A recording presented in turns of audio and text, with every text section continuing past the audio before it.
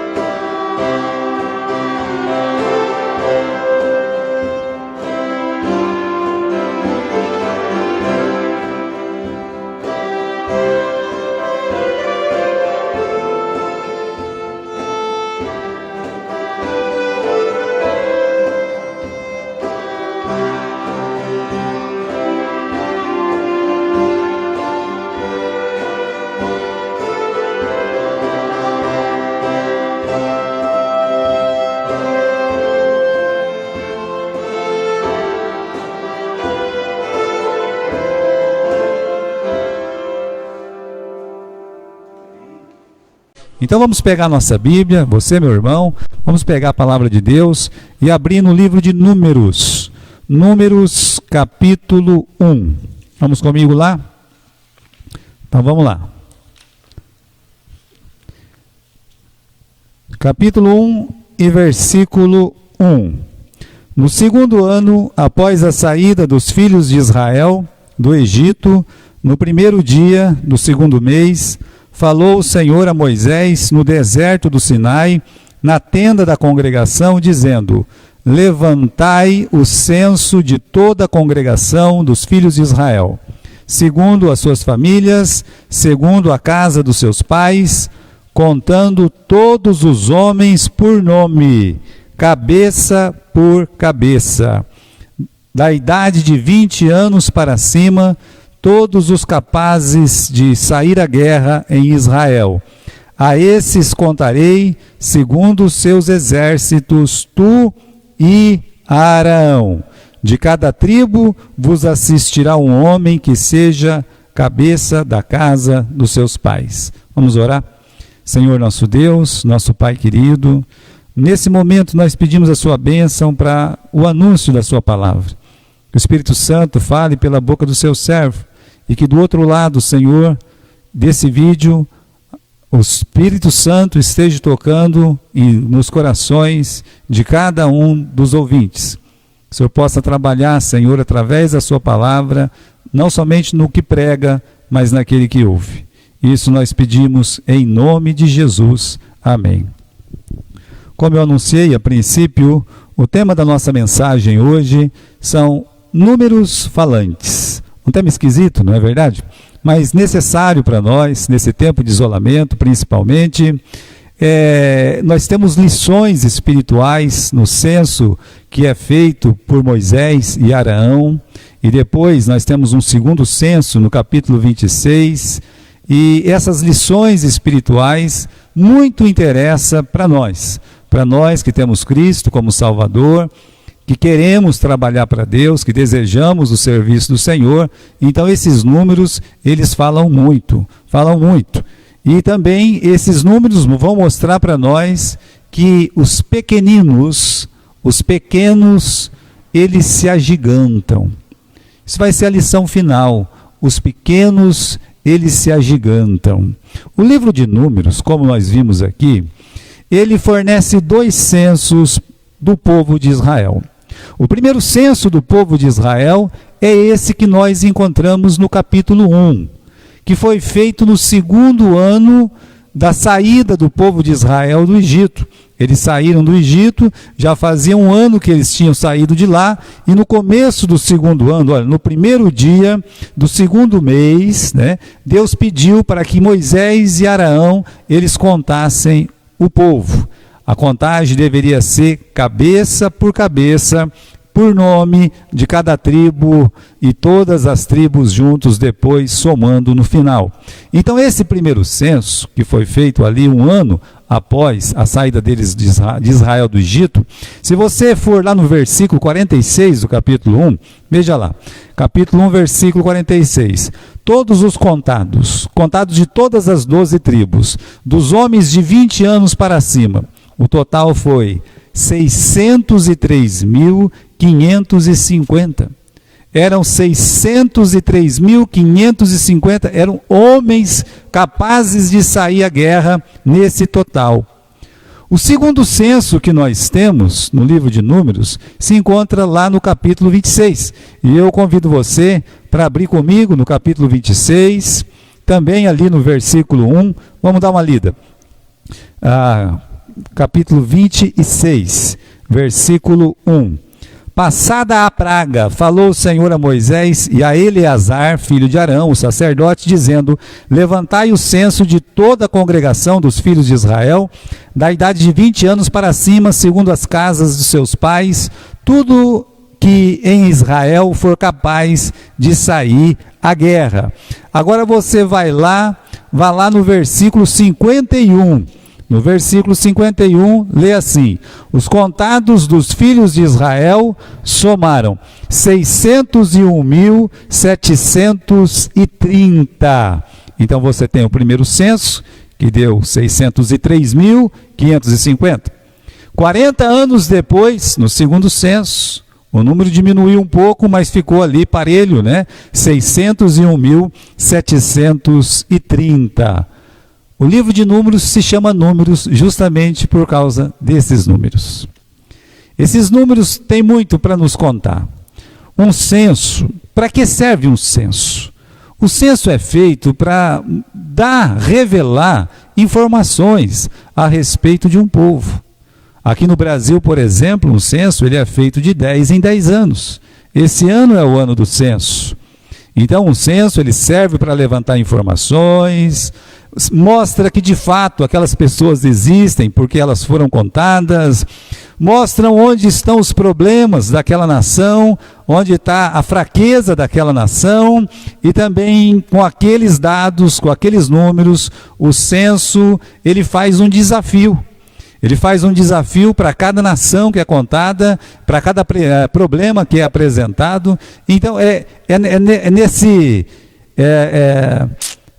nesses pontos que nós vamos trabalhar hoje à noite, depois de explicar sobre o censo, esses 3 pontos, né, sobre a existência desse povo a partir desses números.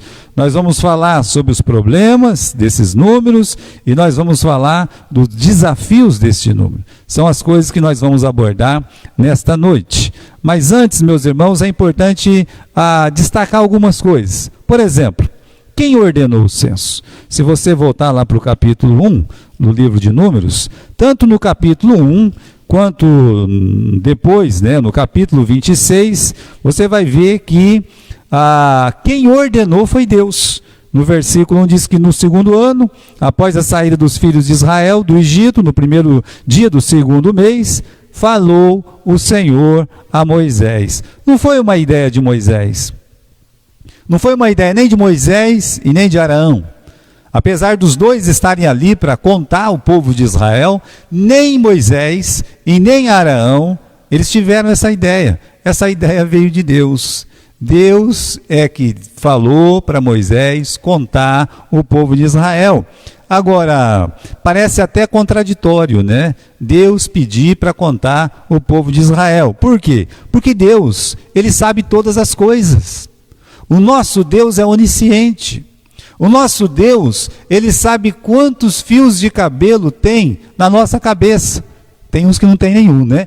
Então é fácil de contar. Mas a maioria, né, das pessoas tem lá o seu fio de cabeça, ou nasceram com seus fios de cabeça, pois Deus, ele sabe a conta deles, diz a palavra do Senhor. O livro de Salmos, no capítulo 56, diz que Deus anota tudo. Ele anota cada detalhe de nossas vidas. Além disso, anota o nosso choro e não deixa que o choro caia em vão. As lágrimas ainda são guardadas no seu odre. Para você ver que Deus, onisciente, sabedor de todas as coisas, ele não tem necessidade que alguém conte o número das pessoas para ele, porque ele já sabe de antemão. O nosso Deus sabe todas as coisas. Nada para ele pode ser encoberto. Para ele que conhece o profundo e o escondido. Então, por que Deus manda contar se ele já sabe o número das pessoas? Ele já sabe todas as coisas? Olha, com certeza, como eu disse, não mandou contar para saber quantos era para ele, para o próprio Deus. Aliás, para o próprio Deus, números é o que menos importa. Mesmo porque a forma de Deus somar as coisas é um pouco diferente da nossa. Veja, o Abraão ainda não tinha nenhum filho. A nação ainda não tinha uma alma que fosse. Não existia ninguém. E quando ele levou Abraão para fora e mandou que Abraão olhasse para o céu, disse: conta as estrelas se você as pode contar. É impossível Abraão contar as estrelas. É impossível ainda hoje que alguém conte as estrelas. E Deus disse: assim vai ser o número dos seus descendentes. Então o jeito de Deus contar, a numeração de Deus nunca vai bater com a nossa, porque nós não podemos contar como Ele conta. Ele conta desde a eternidade. Nós podemos contar, por exemplo, quantos judeus tem neste mundo hoje. Pode ser, não é fácil, mas é possível. Mas você vê que Deus deu essa ordem para Moisés e para Arão, não porque queria saber os seus números, não foi para eles colocar medo no adversário, mostrar que são fortes, que são em grande número. Um exército de 603 mil soldados é um grande exército. Se a gente for até nos dias de hoje, um exército de 603 mil homens é um bom exército. Agora, se fosse por esse motivo só traz soberba. Na história da semana passada, falando de Gideão, não sei se os irmãos lembram, mas um dos problemas é que tinha muita gente. Então não é o grande número que fazia diferença para Deus, o número de 603 mil, pois Gideão estava com 32 mil e Deus ele fracionou, ele levou 1%, menos de 1% para poder vencer aquela batalha, porque com Deus não importa se são poucos ou se são muitos. Então Deus não está mandando contar para que Israel se torne o terror das outras nações, para colocar medo nas outras nações, para se sentir mais forte que as outras nações. Não, meus irmãos, pelo contrário. Olha na história dos juízes, a tribo de Judá falando para Sansão: você não sabe que os filisteus reinam sobre nós? Agora os filisteus eram em menor número que os judeus. Mesmo assim, eles dominavam sobre os judeus. Então por que Deus manda contá-los, pastor? Por que Deus quer que Moisés e Arão vá contá-los? O motivo está escondido dentro do coração de Deus. Não era uma questão de números ou de estatística, mas era uma questão de apreço. Você vai descobrir isso, não aqui no capítulo 1 ou no capítulo 26, Mas você vai descobrir isso em outro livro, no livro de Deuteronômio, no capítulo 7. Você pode abrir comigo lá no capítulo 7, versículos 6, 7 e o começo do versículo 8. Vamos ler comigo esse texto. Capítulo 7, então, de Números. Foi a ti que o Senhor teu Deus escolheu dentre todos os povos sobre a face da terra para seres o seu povo querido. Olha o que essa palavra está nos dizendo. Que Deus escolheu eles para ser esse povo querido. Para Israel é um povo querido para Deus. Continue. Seu tesouro pessoal. Não apenas Israel é o povo querido, mas é um tesouro pessoal de Deus. Continuando. Deus não se afeiçoou de vós, nem vos escolheu por serdes mais numerosos que os outros povos. Não foi porque eles tinham 603 mil soldados que podiam ir para a guerra, porque era um grande número de soldados. Não foi por isso, não. Até o faraó falou, olha, esse povo está ficando maior que a gente, estão crescendo aqui. Mas esse não foi o motivo, que eles eram maiores que as outras nações. Continue. De fato, eres o menor dentre os povos. Mas se fosse comparar com outras nações, com os babilônios, com os próprios egípcios, ou como outras nações da época, eles seriam menores. Continue na palavra. Eres o menor dentre os povos. Então por que foi? Explica-se no começo do versículo 8. Mas foi porque o Senhor vos amou. Por que Deus mandou contar aquela gente? É porque Deus os amava. Esse é o motivo. A contagem revela a estima que Deus tinha com eles. Sabe aquela passagem lá das 100 ovelhas? Lembra daquela passagem das 100 ovelhas? Que o pastor ele nota que faltava uma. Tinha 99, mas faltava uma. Ele contava todas. Não contava como conta preso, não. Não, de jeito nenhum. Não. Contava por apreço. E quando viu que faltava uma, ele correu atrás. Ele foi atrás. Ele não parou enquanto não encontrou a número 100. Aquela que estava faltando. Então, quando ele contava suas ovelhas, ele contava suas ovelhas cheias de amor, cheias de apreço, cheias de carinho. Então, nesse momento, o que Deus está fazendo? Quando fala para Moisés e para Arão, conta o povo, cabeça, por nome e tal. O que Deus está querendo fazer? Deus está querendo registrar o seu povo. Deus está publicamente registrando o seu povo aqui nesta terra. É importante pensar nisso. No livro de Salmos, no capítulo 87, no versículo 6, diz que o Senhor, ao registrar os povos, dirá, este nasceu lá onde em Sião, esse é meu, esse me pertence, fui eu que escolhi ele, estou registrando ele. Então Deus, ele por apreço, ele mandou contar o povo de Israel. Olha, irmãos, o primeiro censo, que é esse do capítulo 1, ele difere um pouco daquele do capítulo 26, e nessa diferença que nós encontramos grandes lições. O primeiro censo, por exemplo, ele se destaca pelos famosos. Você tem aqui um agrupamento de pessoas famosas dentro das Escrituras. Tem muita gente importante. Moisés, a figura mais importante da história de Israel.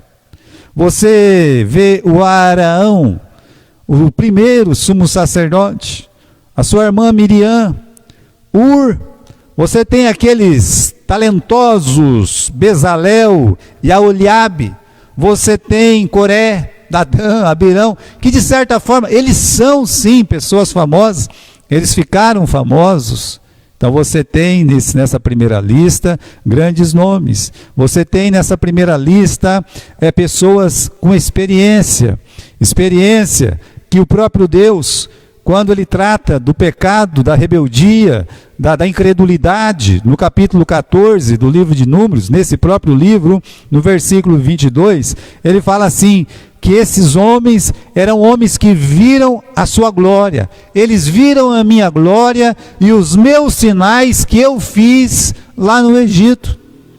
Então eram pessoas experientes, não eram só famosos, eles passaram por experiências que homens nenhum neste mundo jamais passou, de poder ver as 10 pragas realizadas no Egito, de poder ver o mar vermelho se abrir à sua frente, de poder ver codornas cair do céu, de poder ver o maná nascendo todo dia, caindo todo dia, de poder ver a água brotando da rocha.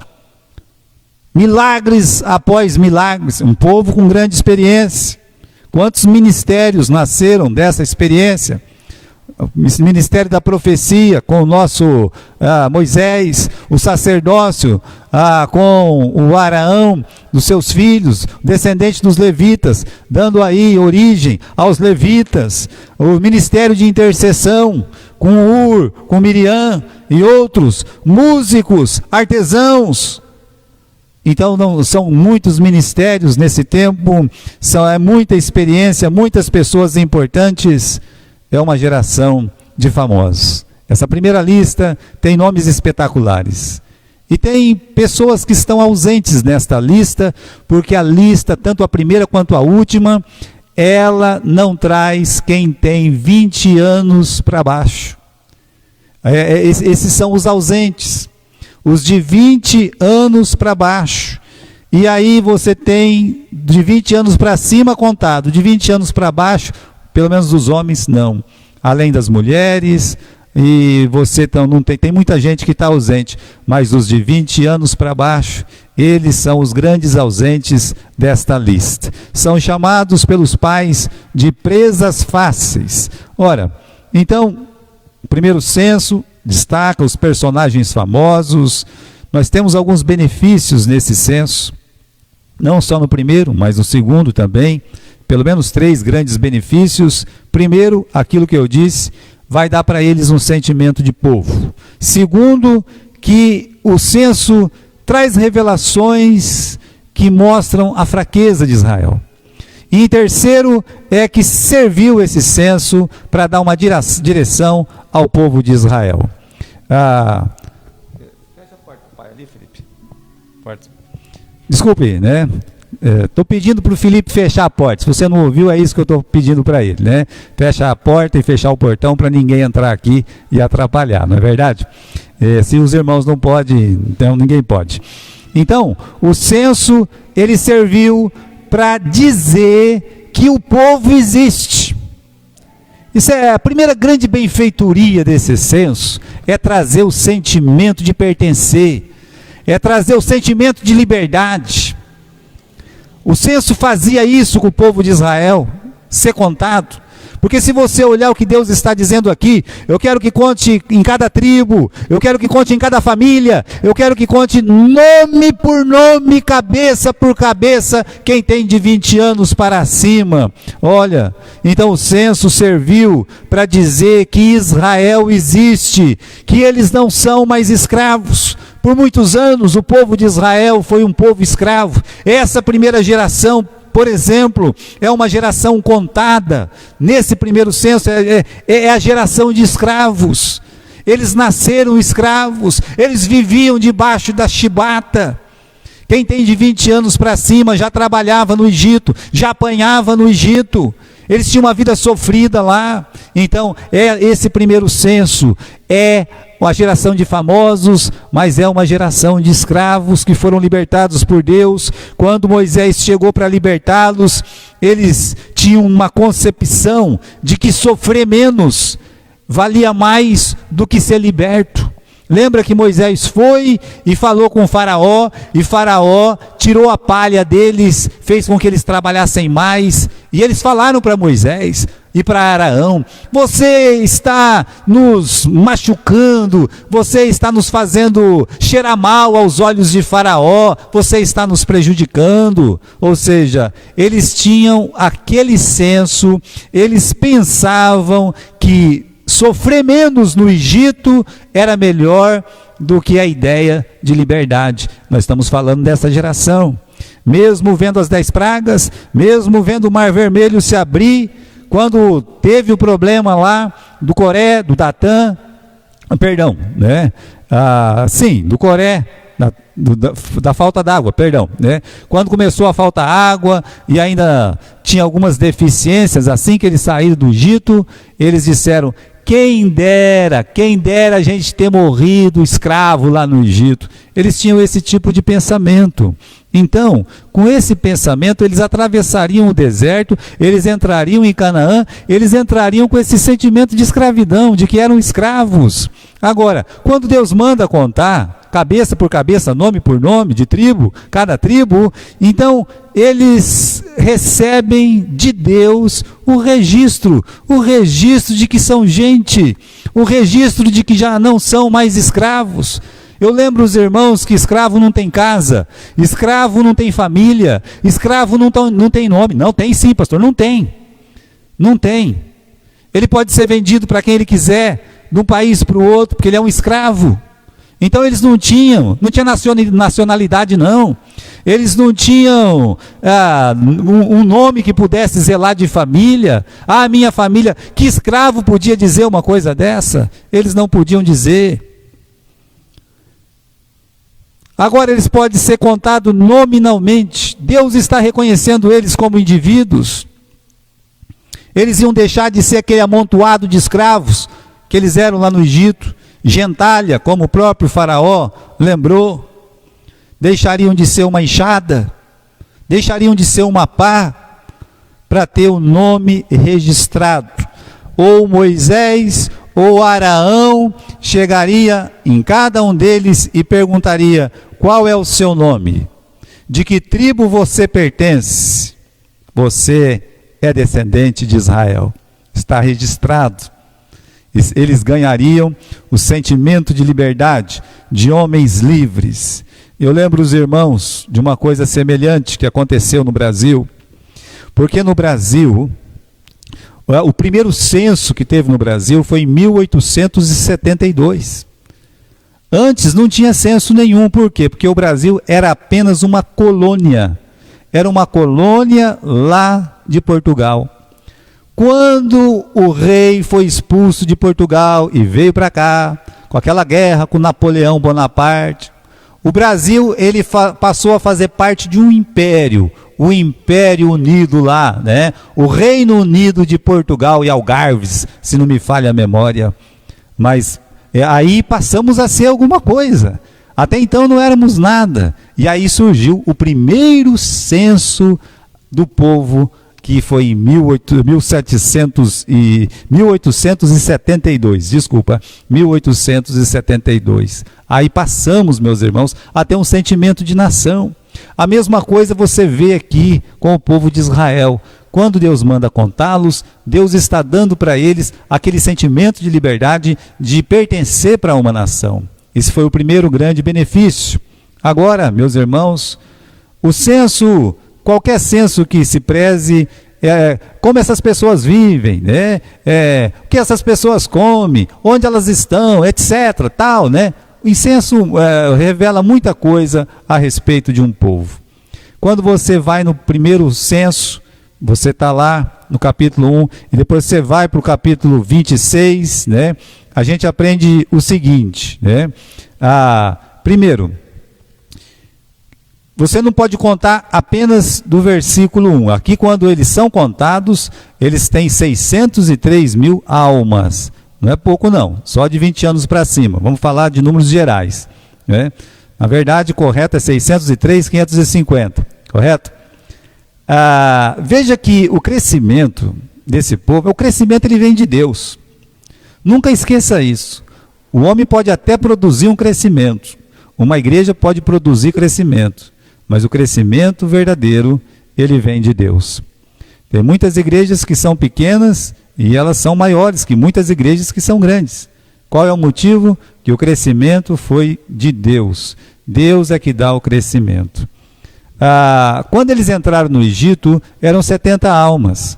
400 anos depois, já eram o quê? Só homens, 603.550. Olha, um crescimento espetacular. Você vê as curiosidades, por exemplo, para mostrar, para provar que o crescimento vem de Deus. O Benjamim, ele teve 10 filhos. O Dan, que é o irmão dele, pouco mais velho, teve um filho. A tribo de Benjamim, quando ela foi contada, ela tinha pouco mais de 30 mil homens, né? De 20 anos para cima. E quando contaram a tribo de Dan, tinha mais de 60 mil, ou seja, era quase que o dobro. A tribo de Dan, ela quase que dobrou em relação à de Benjamim. O certo seria Benjamim ser 10 vezes maior do que Dan. Mas aqui nessa contagem, Dan era o dobro de mais, né? O número dobrava em relação a Benjamim. O que isso mostra para nós? Que o crescimento vem de Deus. Olha, você olha uma pessoa aqui, olha uma pessoa ali, você não dá nada para essas pessoas, e às vezes é através dessas pessoas que Deus alavanca a sua obra. Como ele fez lá com Saulo de Tarso, como ele fez com Timóteo e etc. Então, a breve história de Israel, até o capítulo 1 de Números, mostra um crescimento maravilhoso. De 70, subiram para o número de 603.550. Porém, quando nós vamos lá no capítulo 26, e naquele versículo 51, o que nós lemos lá? Os números são outros, são 601.700. O que aconteceu? Diminuiu. Em 40 anos, o número era para ter aumentado, não era para ter diminuído, mas diminuiu. Por quê? O que aconteceu? Bem, tanto o capítulo 14, quanto o capítulo 16 e outros capítulos do livro de Números que nós estamos estudando, nos dão a resposta. O livro de Hebreus, no capítulo 3 e no capítulo 4, faz um resumo disso para nós. Lá nós aprendemos, através do Espírito Santo, que eles não entraram, por quê? Porque eles foram rebeldes, porque eles foram desobedientes, mas principalmente eles não entraram. Aqueles cadáveres caíram no deserto porque eles foram incrédulos. Incredulidade, essa é a palavra. Quando você compara as duas listas, por exemplo, eu disse para você que a primeira lista tinha nome de famosos, como Moisés, como Araão, como Ur, como Miriam, o Bezalel, e sabe, o Coré, etc. Bom, são pessoas famosas. Quando você vai no capítulo 21 não, no capítulo 26, a história aqui é um pouco diferente. Por quê? Porque nós não temos estes nomes. Estes nomes estão ausentes. Por exemplo, o Araão já morreu, a Miriam já morreu, Coré, Datã e Abirão já morreram. Os grandes artífices também já morreram, que tinha mais de 20 anos, já morreram. Os números são outros. A lista de ausente do capítulo 1 para o capítulo 26, de 603.550, 603.548 morreram. Morrerão. Somente Josué e Calebe vão sobreviver neste censo. Vão ser contados neste censo. Os demais todos morreram no deserto. Eles não estão na lista do capítulo 26. Por que os nomes deles não estão na lista, pastor? Bem, né? Alguns morreram lá naquela primeira batalha de Amaleque. Outros, né, já por rebelião, porque não era incredulidade pura, naquela falta de fé dos 10 espias, aquele choro todo. Ali começou uma grande mortandade, no capítulo 16, e depois o povo se revoltou, porque não, e mais uma vez houve uma praga, e morreram naquele dia 14.700 homens, ou 14.700 pessoas. Numa outra feita, lá, quando eles estavam na batalha, com Balaão, etc., eles perderam 24 mil homens. Por que eles perderam 24 mil homens? Porque eles se entregaram à prostituição com as moabitas. Moisés, Araão, eles também não vão ser contados, porque eles não deram glória a Deus. Então fica uma grande lição para nós. Que lição, né? Eles não morreram de sede, eles não morreram de fome, eles não morreram de frio, vivendo 40 anos no deserto. Eles deveriam ter morrido de fome, de frio e de sede, mas ninguém morreu de frio, de fome ou de sede. Pelo contrário, alguns morreram engasgados. Mas muitos morreram por desobediência, incredulidade, rebeldia e porque não deram glória a Deus.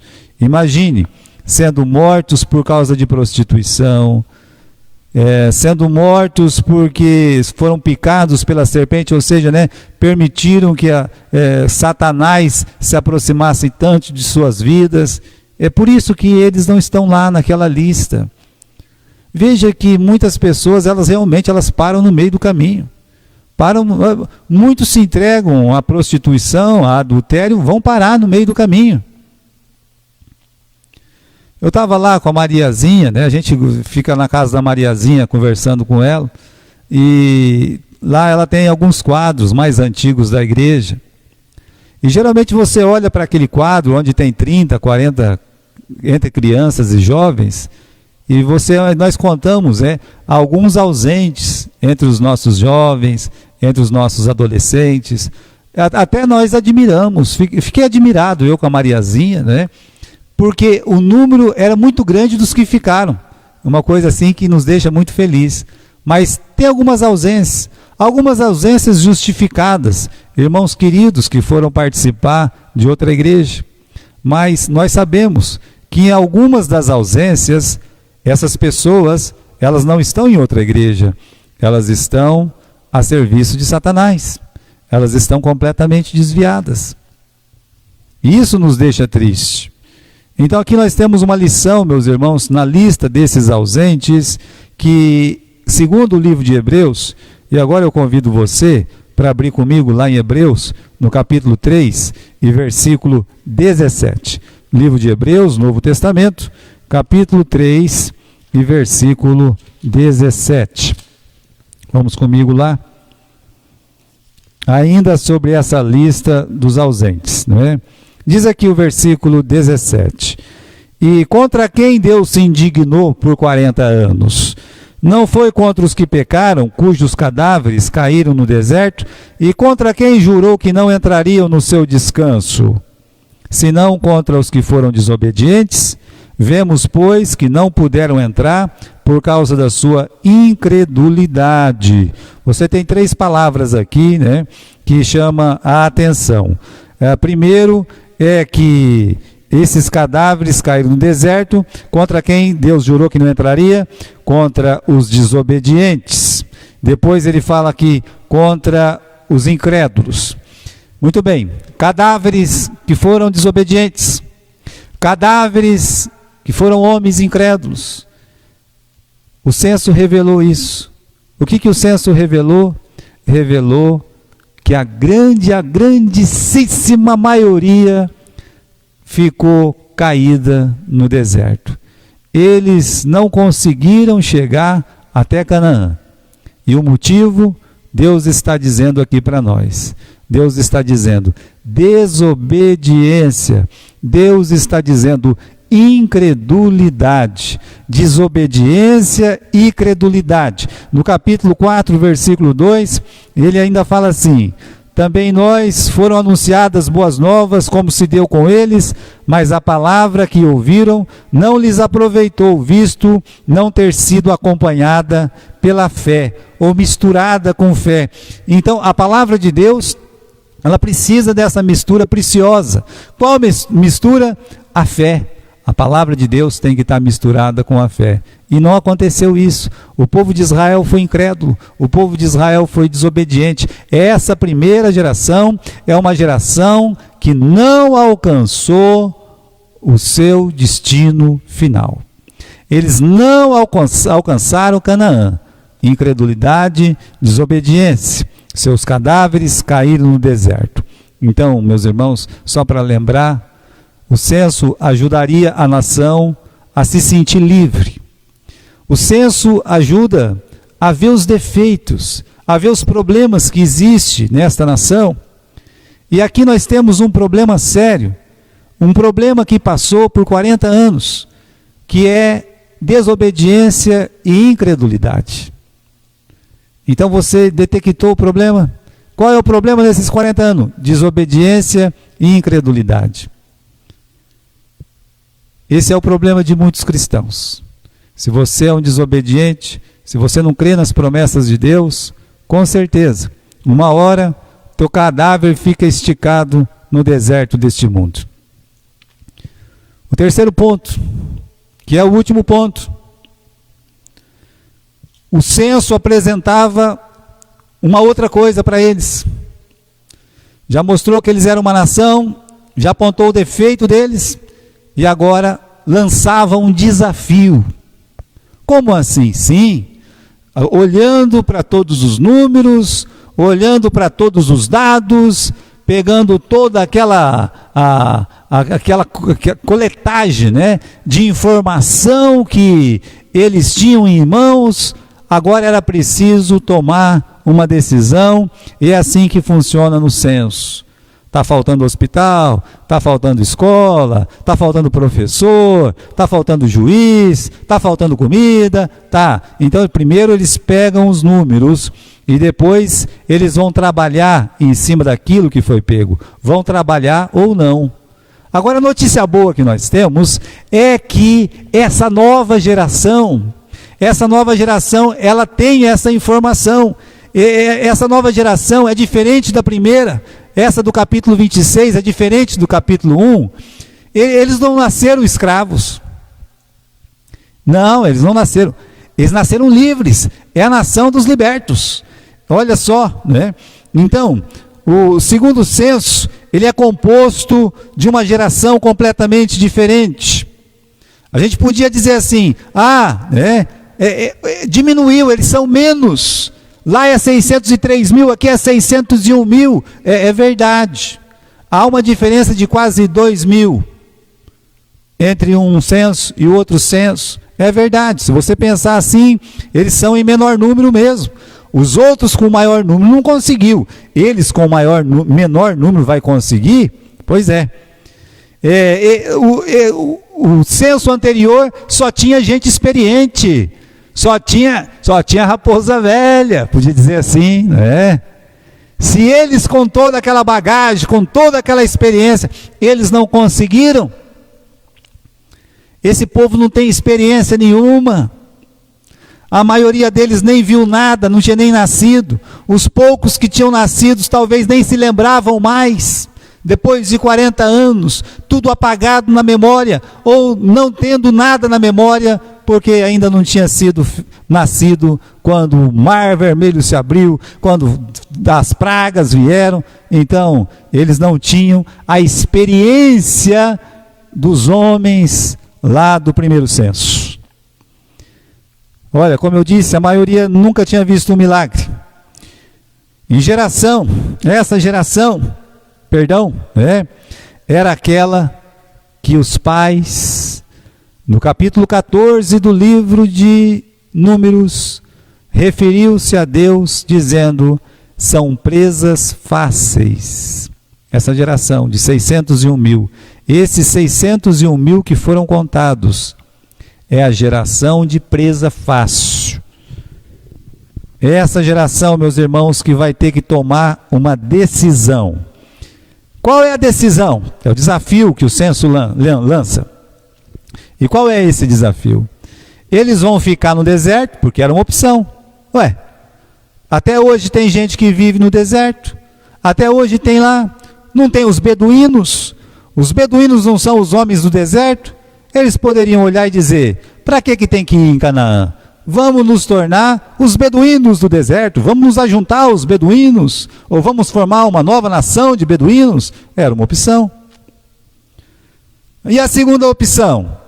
Seguir em frente, deixar aquele cemitério de incredulidade, todo aquele cemitério de almas desobedientes para trás, e olhar para frente e caminhar com Deus, com fé.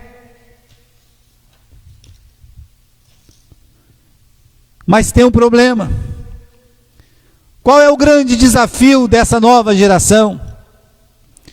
É que Moisés não vai com eles. Apesar de Moisés fazer a conta do segundo censo, junto com Eleazar, Moisés está proibido de entrar na terra de Canaã. Então, se eles decidirem ir e entrar em Canaã, de antemão, eles já estão sabendo, Moisés não vai com eles. O maior de todos os líderes de todo o Velho Testamento, ele ia morrer. Essa geração teria que ir sem Moisés, sem o cajado de Moisés, sem os conselhos de Moisés, sem os juízos de Moisés. Isso não era fácil. Sabe por quê? Porque a presença do Moisés dava uma segurança. Era como se fosse um porto seguro para eles.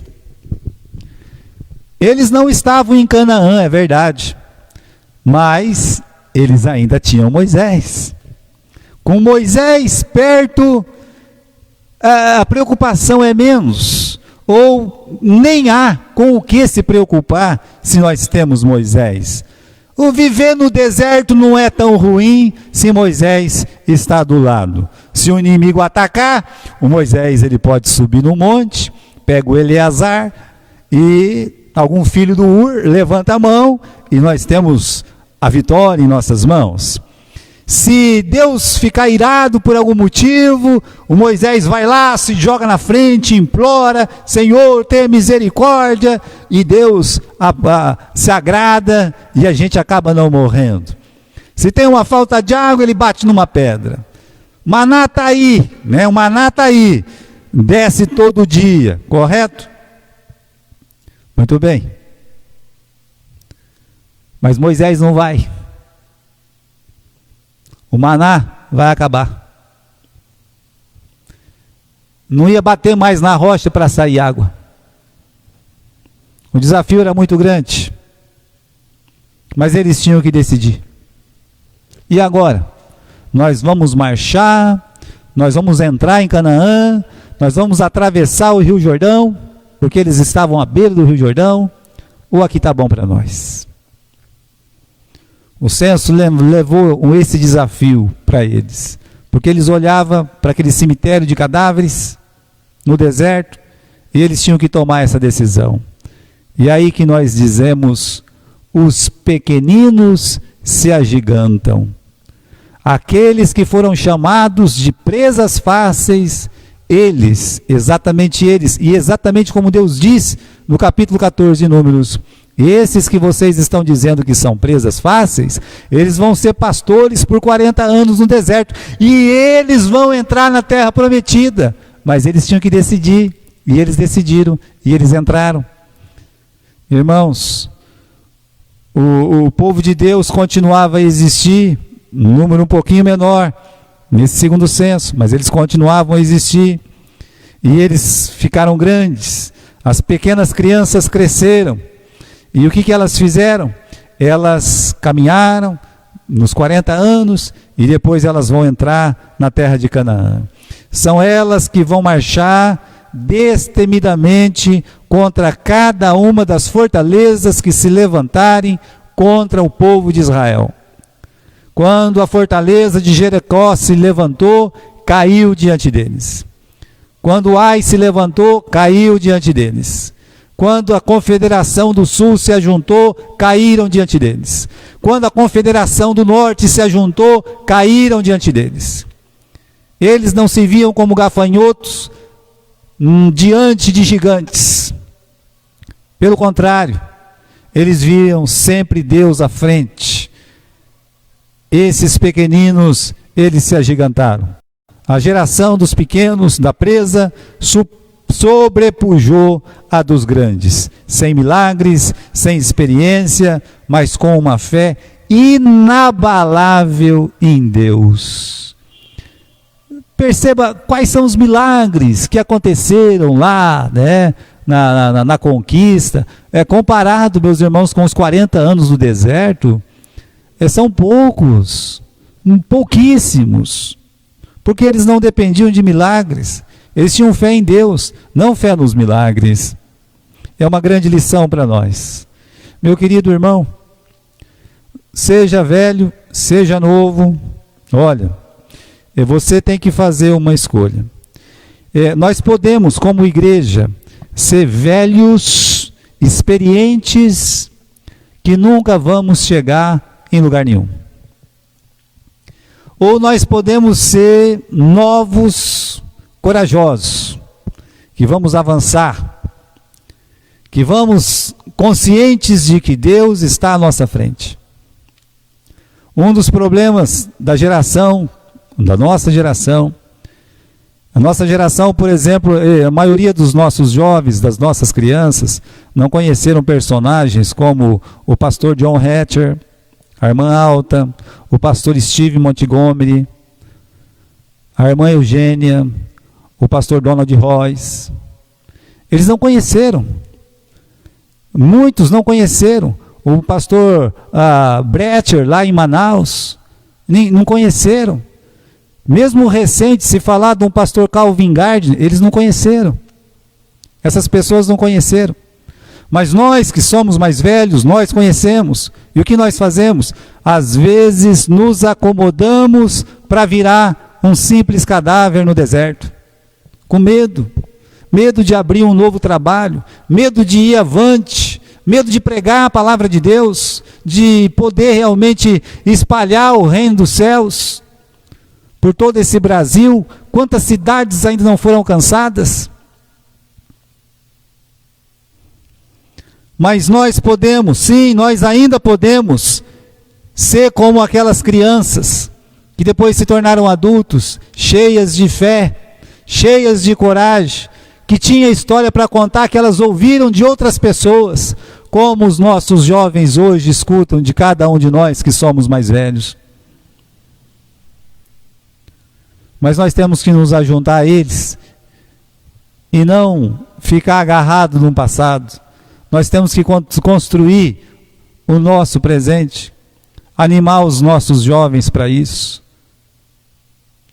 Irmãos, nós estamos diante de um grande desafio, de continuar a palavra, de continuar a semear, de fazer o que os nossos missionários fizeram, de abrir novos trabalhos. Nossas igrejas não podem ser velhas igrejas. Nós temos que ter os nossos jovens, as nossas crianças trabalhando, fazendo o que nós fazíamos quando éramos jovens adolescentes. Velho ou criança, não importa. Deus, ele vai trabalhar com quem? Com quem tem fé.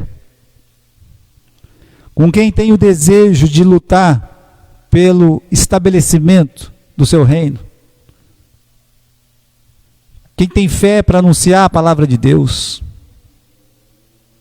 O Moisés não está mais. O pastor João, o pastor Steve, o pastor Calvin, não está. Morreram. E alguns ainda vão morrer. Talvez até morro primeiro. Vai saber. Eles não estão. Que desafio para nós, não é? Que desafio para essa geração de jovens, de adolescentes. Que desafio. Eles não estão, mas foi Deus que trabalhou com eles.